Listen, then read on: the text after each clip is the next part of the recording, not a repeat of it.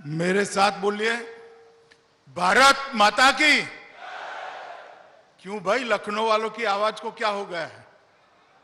ऐसे बोलोगे क्या? यूपी में जिनको सरकार बनाने के सपना आ रहे हैं, उनके कान तक ये आवाज जानी चाहिए। मेरे साथ जोर से बोलिए, भारत माता की, भारत माता की। मंच पर उपस्थित उत्तर प्रदेश सरकार के यशस्वी और सफल मुख्यमंत्री श्रीमान योगी आदित्यनाथ जी, मंच पर मेरे साथ बैठे हुए भारतीय जनता पार्टी के नेता और राज्य के उप मुख्यमंत्री भाई केशव प्रसाद मौर्य जी, उप मुख्यमंत्री उत्तर प्रदेश श्री दिनेश शर्मा जी, जिनके नेतृत्व में भारतीय जनता पार्टी संगठन का काम कर रही है, ऐसे यूपी भाजपा के अध्यक्ष भाई स्वतंत्र देव सिंह जी, यहां की स्थानीय विधायक और उत्तर प्रदेश सरकार में मंत्री श्रीमती स्वाति सिंह जी, उत्तर प्रदेश के डीजीपी श्री मुकुल गोयल जी, उत्तर प्रदेश के अपर सचिव गृह अवनीश कुमार अवस्थी जी, आज यहां पर जो इंस्टीट्यूट बनने जा रही है, जिसका पूरा इसका मार्गदर्शन, उसकी तकनीकी सहायता और इंस्टीट्यूट के अंदर जो बच्चे पढ़ेंगे उनको फॉरेंसिक साइंस यूनिवर्सिटी गांधीनगर के साथ संबंध किया गया है। इसके कुलपति डॉक्टर जे.एम. व्यास जी और आज यहां पर उपस्थित प्यारे भाइयों और बहनों, आप सभी को मेरा प्यार भरा नमस्कार। कोरोना काल के कारण बहुत लंबे समय से मैं उत्तर प्रदेश आया नहीं हूं।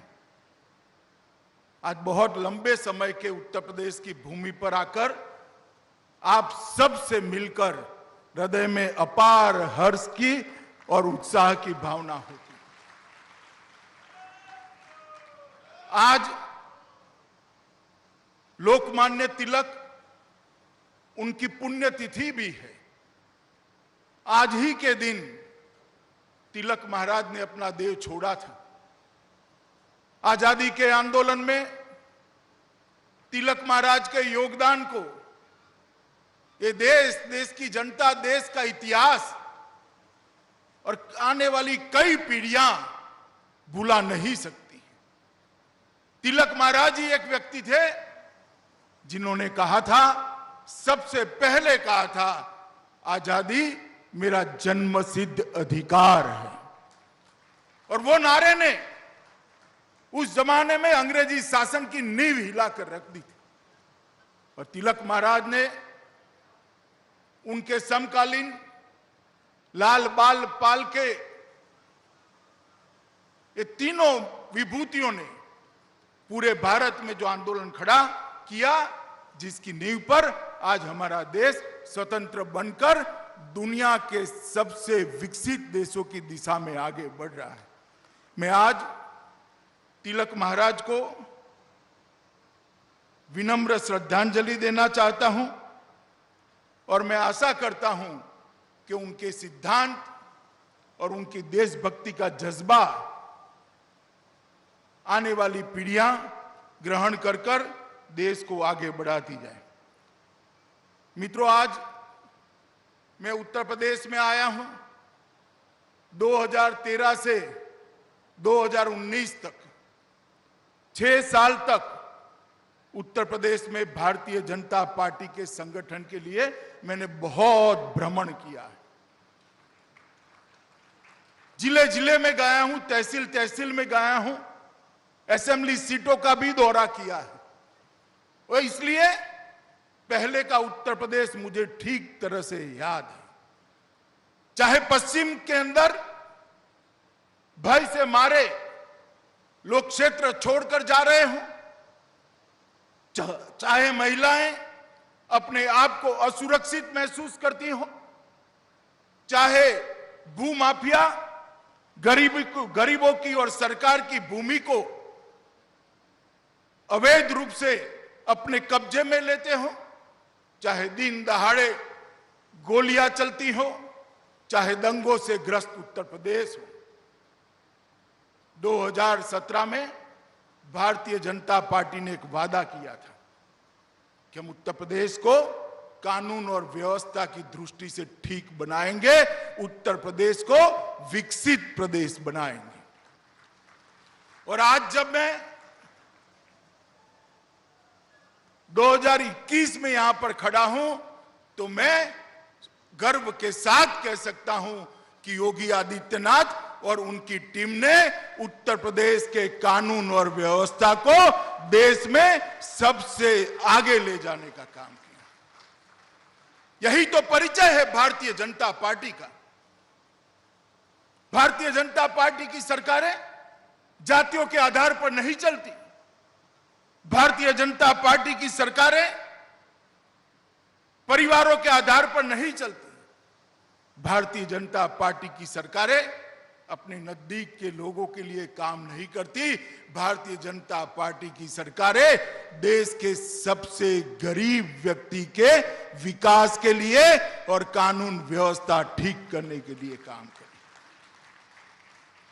मैं आज जब यहां आया हूं तब कह सकता हूं कि आज विकास की 44 योजनाओं में देश में सबसे आगे उत्तर प्रदेश है। उत्तर प्रदेश, मैं 44 योजनाओं को गिनाना नहीं चाहता। योजनाएं बनाना बड़ा सरल होता है, मगर योजनाओं को भूमि पर उतारना, योजनाओं को लाभार्थी तक पहुंचना, इसमें से बिचौलियों को खत्म कर देना और लाभार्थी को बिना कोई कष्ट, बिना कोई रिश्वत ये योजना का लाभ मिले, ऐसा तंत्र बनाना बहुत कठिन होता है। योगी जी और उनकी टीम ने पूरे देश के अंदर 44 योजनाओं में सर्वप्रथम स्थान प्राप्त किया है। ये हम सब के लिए गौरव का बात। मित्रों, आज मैं यहां आया हूं तब इतना जरूर कहना चाहता हूं कि उत्तर प्रदेश ने हर क्षेत्र में विकास किया है। चाहे औद्योगिक निवेश करने की बात हो, चाहे योजनाओं के सफल क्रियान्वयन की बात हो, चाहे कानून और व्यवस्था ठीक करने की बात हो, चाहे गरीब किसान का ऋण माफ करने की बात हो, चाहे गरीब किसान का अनाज बिचौलिए के बगैर डायरेक्ट उसके बैंक अकाउंट में डालने की बात हो, चाहे हर घर में शौचालय बनाने की बात हो, हर घर विहीन को घर देने की बात हो, 1,47,00,000 महिलाओं को गैस का सिलेंडर देने की बात हो, इतने ही घरों के अंदर बिजली पहुंचाने की बात हो, चाहे भ्रष्टाचार को नाबूद कर भ्रष्टाचारियों पर भय खड़ा करने की बात हो, हर क्षेत्र में उत्तर प्रदेश ने योगी जी के नेतृत्व में बहुत अच्छा काम किया।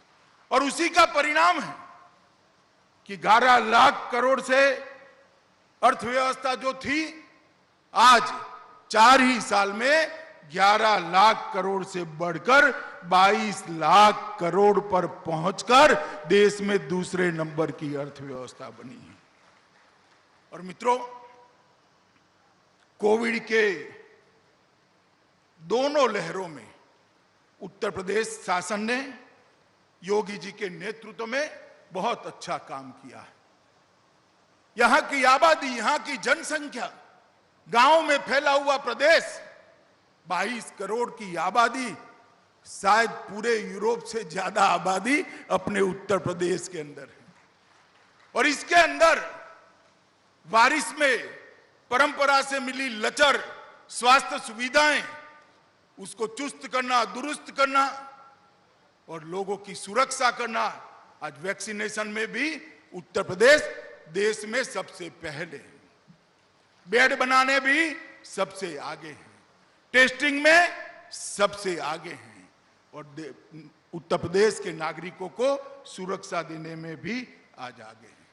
मित्रों, हर क्षेत्र के अंदर ये जो प्रगति हुई मोदी जी के नेतृत्व में, भारतीय जनता पार्टी की सरकारें जिस प्रकार से संवेदना के साथ जनहित का कार्य कर रही है, उत्तर प्रदेश उसमें सबसे आगे है।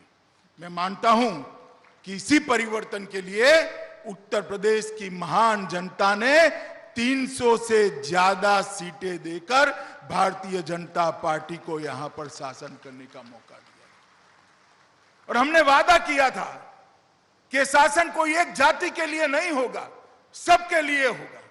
ये शासन एक परिवार के लिए नहीं होगा, सबके लिए होगा।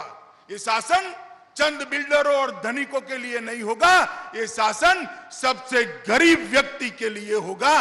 और आज मैं कह सकता हूं 4 साल के बाद कि हम इस दिशा में काफी आगे बढ़े हैं। मित्रों, आज मैं यहां पर फॉरेंसिक साइंस इंस्टीट्यूट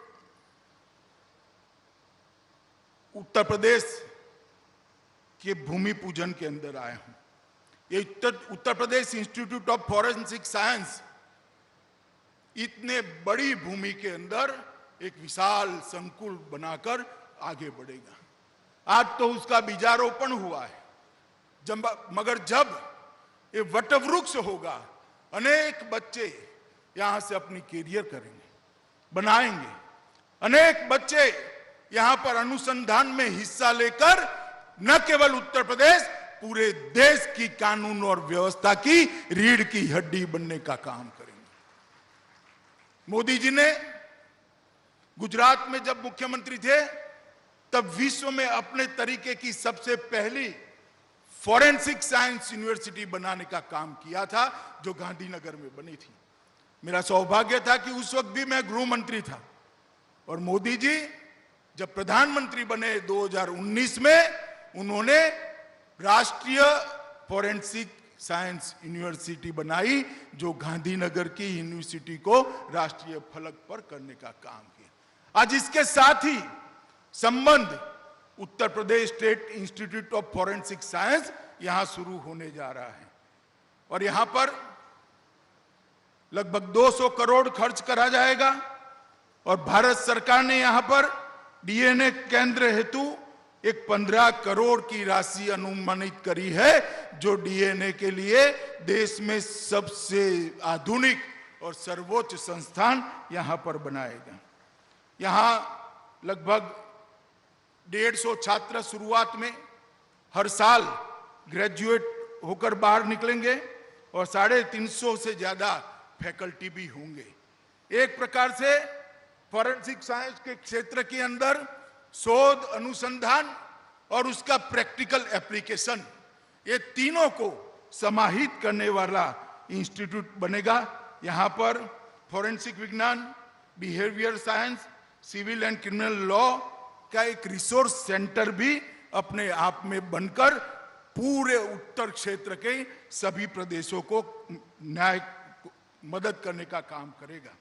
इस संस्थान के छात्र physics, chemistry, biology, computer science, behavioural science, criminology, law, police science और एडमिनिस्ट्रेशन, ये सभी फॉरेंसिक साइंस से जुड़े हुए महत्वपूर्ण विषयों में अपनी तज्ञता प्राप्त करेंगे।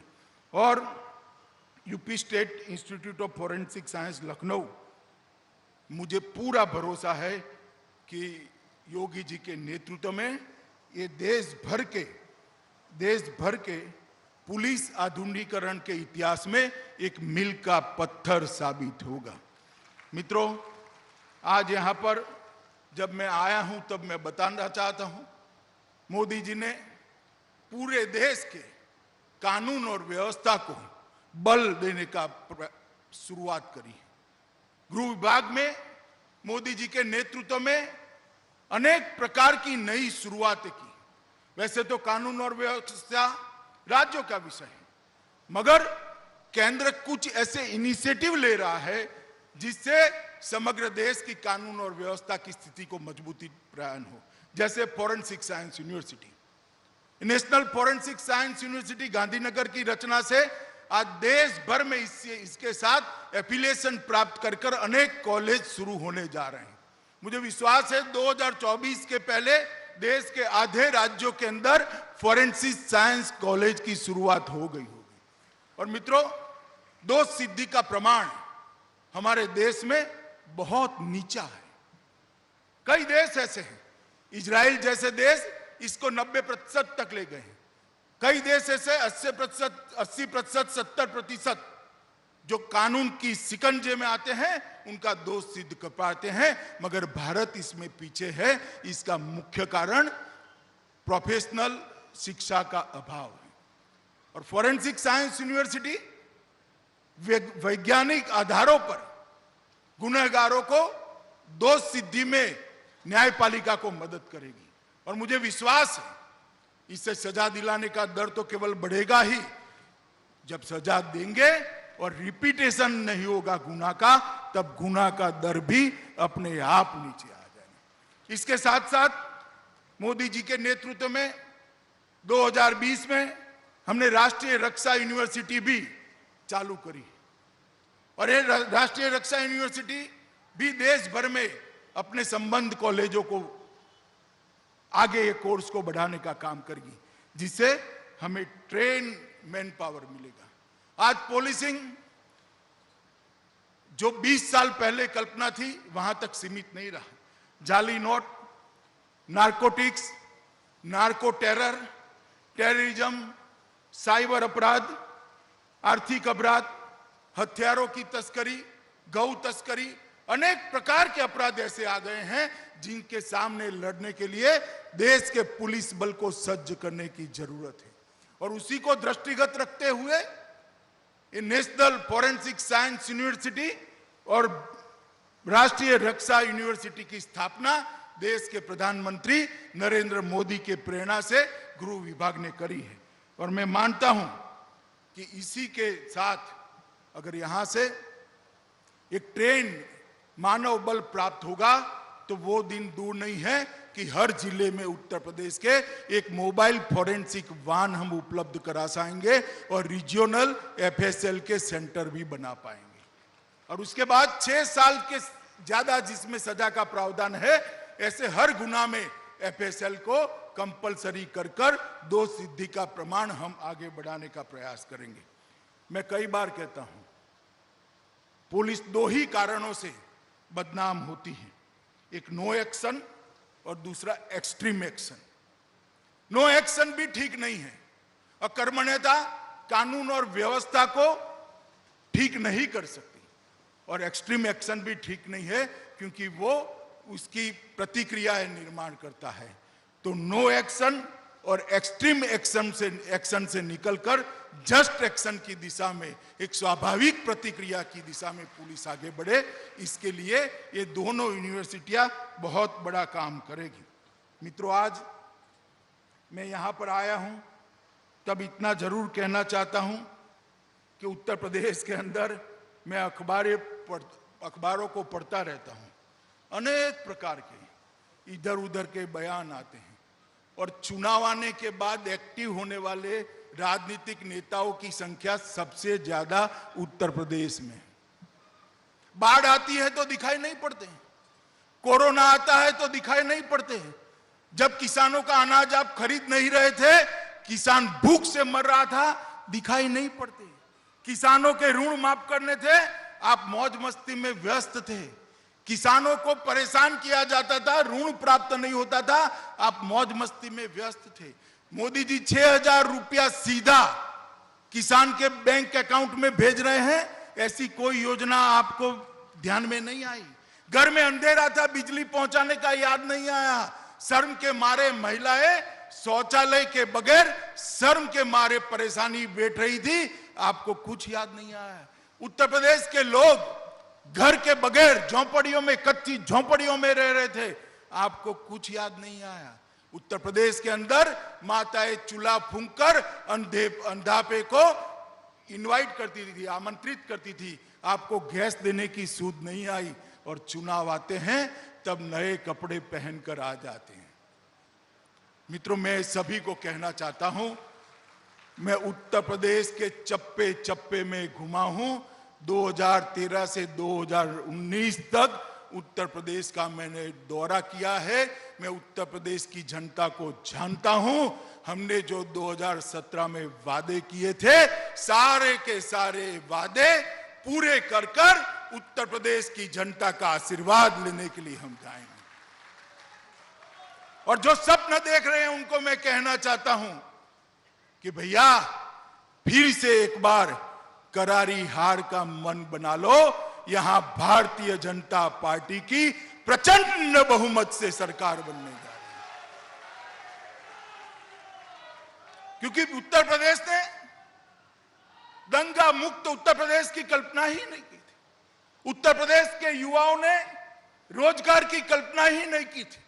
उत्तर प्रदेश के व्यापारियों ने सफलता के साथ किसी को टैक्स दिए, अनधिकृत टैक्स, खंडनी दिए बगैर व्यापार कर पाएंगे, ऐसी व्यवस्था की कल्पना ही नहीं की थी। और उत्तर प्रदेश में इतने औद्योगिक निवेश को किसी ने सोचा भी नहीं था। निवेशकों का सम्मेलन भी कानून और व्यवस्था के कारण अखिलेश यादव जी को लखनऊ में करना पड़ा, लखनऊ से बाहर दिल्ली में करना पड़ा।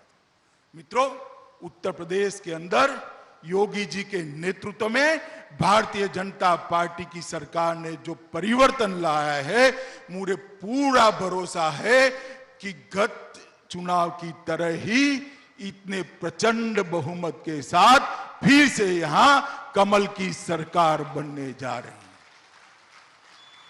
और इसलिए मैं भारतीय जनता पार्टी के सभी समर्थक जनता को भी कहना चाहता हूं कि किसी के बहकावे में मत आइए।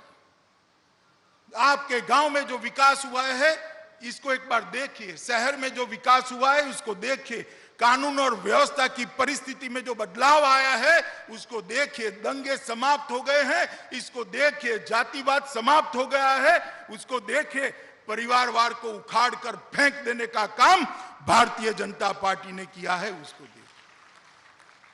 और मित्रों, चुनाव नजदीक आएगा तब ये लोग जरूर निकलेंगे। मेरी उत्तर प्रदेश की जनता को करबद्ध निवेदन है कि आप सभी लोग चहुमुखी विकास जो आया है उसको देखिए और उसका समर्थन करिए। मोदी जी के नेतृत्व में यहाँ योगी आदित्यनाथ, हमारे दोनों उप मुख्यमंत्री और उनकी पूरी प्रशासनिक टीम ने एक बहुत अच्छा काम किया है उत्तर प्रदेश को आगे बढ़ाने का। इसको और आगे बढ़ाने की जरूरत है। आज यहाँ पर जब मैं आया हूँ तब मैं इतनी आशा करता हूँ कि आज ये जो फॉरेंसिक साइंस इंस्टीट्यूट की स्थापना हुई है वो अपने तय समय में अपनी गतिविधियां चालू करेगा, जो कि यूपी सरकार का कार्य पद्धति है। और यहाँ पर बहुत जल्द बच्चे फॉरेंसिक साइंस के विषय को पढ़कर हमारी कानून और व्यवस्था को मजबूत करने में लगेंगे और उत्तर प्रदेश की कानून और व्यवस्था, देश की कानून और व्यवस्था को सुधारने में अपना योगदान देंगे। मैं बहुत समय के बाद आया हूँ, इसलिए फिर से एक बार मैं कहना चाहता हूँ कि उत्तर प्रदेश को, जनता को, उत्तर प्रदेश के लोगों को और हमारे कार्यकर्ताओं को मिलकर बहुत बहुत आनंद और सुख की अनुभूति होती है। फिर से एक बार सभी को नमस्कार, वंदे मातरम।